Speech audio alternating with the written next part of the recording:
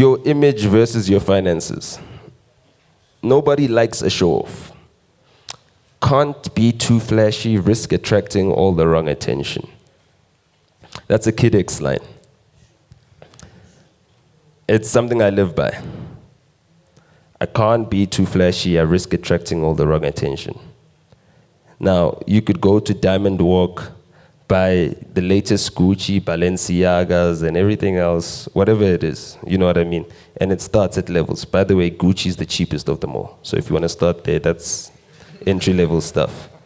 You know what I mean? If you want higher level, that's D&G, Louis Vuitton. You know? I can't outshine the emperor or the master, you know?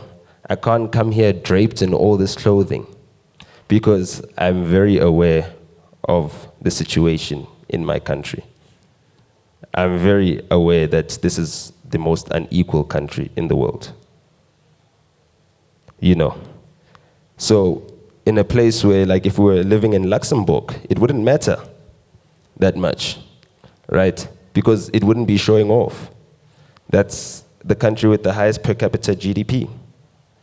You know, that means the gross domestic product divided up by their population is their highest in the world. You know what I mean?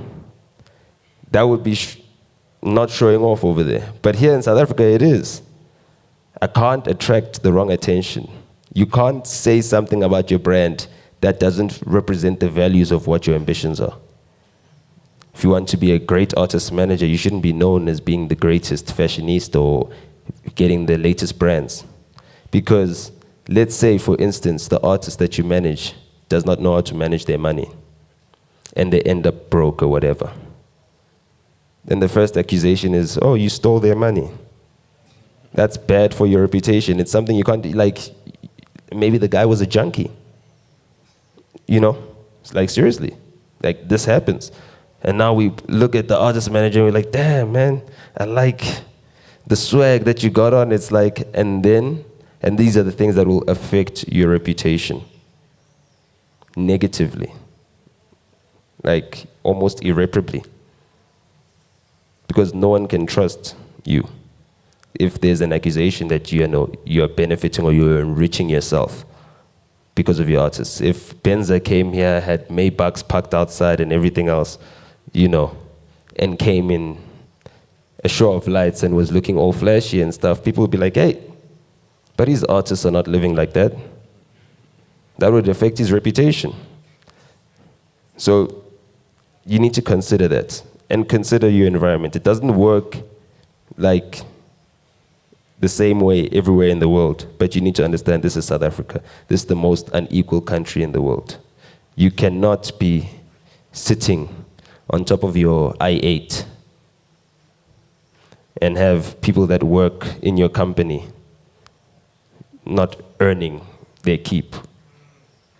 You understand? And it takes a certain level of arrogance to think that no one will be critical of that. No man is an island. We live in a society. That is it. We are human beings. That is what makes us human beings, you know. So those are things to consider when you're looking at your image and your finances. Your personal style must complement your personal brand, but don't overinvest in style. That's it. Complement your personal brand. If you're a Mark Zuckerberg, gray shirt and everything else, and it's always uniform, that is you. That is your personal brand. Doesn't matter that you're worth $21 billion. You know? That is your personal brand. So you don't need to overinvest in that. It doesn't get you anywhere. Well, I had clothing accounts that, you know, a long time ago when at the time I didn't have the cash to buy clothes. I had clothing accounts to buy clothes for the artists I work with. I never bought even a shoelace for myself with those clothing accounts. Like, I had to do what I had to do. If it came to the person who's going to be seen on TV and who we're selling and everything else, I could invest in the clothing, but I'm not going to be seen on TV. It only matters what, the production manager and everybody thinks of me. And as long as they know that I got there on time, that I brought my talent on time, and that they did the job and left and didn't break anything, then I'm good. They don't need to know that I've got the latest fashion, the latest threads, the latest trend. So that's something you need to understand, your personal style, and then keep it simple. Keep it functional. Don't let it be the reason why you're attracting people's attention. Oh, I like him because he's always got the flyest kicks. That says nothing about your application at the workplace. Right? Yeah. And it can be a distraction.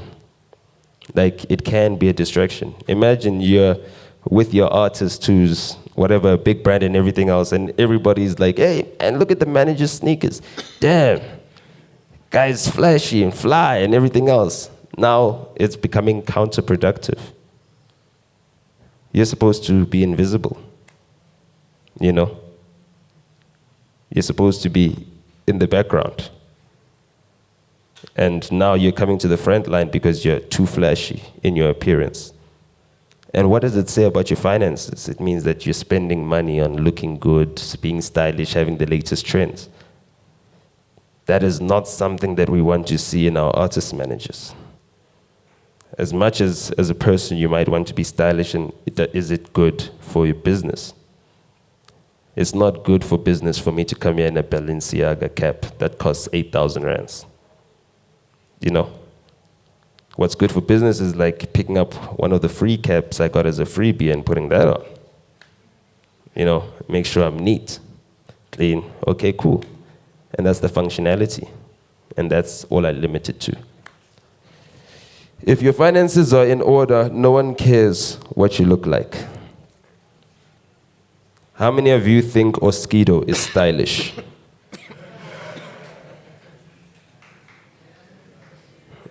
As an example, Oskido is one of the legendary DJs that started the dance movement back in the days. You don't care that he's dressed in the latest fashion and everything else. But that's because you know that he's not broke. He's not dressed like that because he's broke. And that's all you need to do. Just need to maintain a clear, clean appearance, right? That doesn't do any harm to your brand or how you're marketing yourself. And when it comes to having the latest fashion, that is irrelevant. At the end of the day, you could have a Louis Vuitton wallet with no money in it.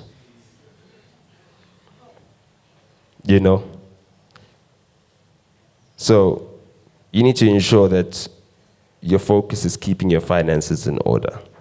And that shows as a priority when you take care of your finances before you take care of your look and how stylish you are. Those are the things that you need to have in order. Clean. And then I conclude this with a quote from Kanye West, who's like my favorite artist. I didn't play the hand I was dealt, I changed my cards. He goes on to say, I looked to the skies and I changed my stars. That's it. We could all be dealt a bad hand in life. Not all of us will be given the same opportunities, but we can apply ourselves. We can be determined, we can be dedicated, and we can change our cards. And that's what we need to strive to do. Change the cards. If you came into the game with $100, you need to change that situation. You need to leave the game with $1 million. You know what I mean? And everyone's got the opportunity to do that. Some might take longer than others. But at the end of the day, it's not about, how quick you run this marathon. Not all of us is Kipchoge. We're not going to do this in 1 minute and 49 seconds, 1 hour and 49 minutes or whatever it is. You know what I mean? We all got to run out at our pace. But at the end of the day, as long as you got a determination to change your situation around, and you believe you can do it, and you are consistent, by the time you look up, everything around you will have changed. That's it. You just need to be able to keep your head down and work at it constantly.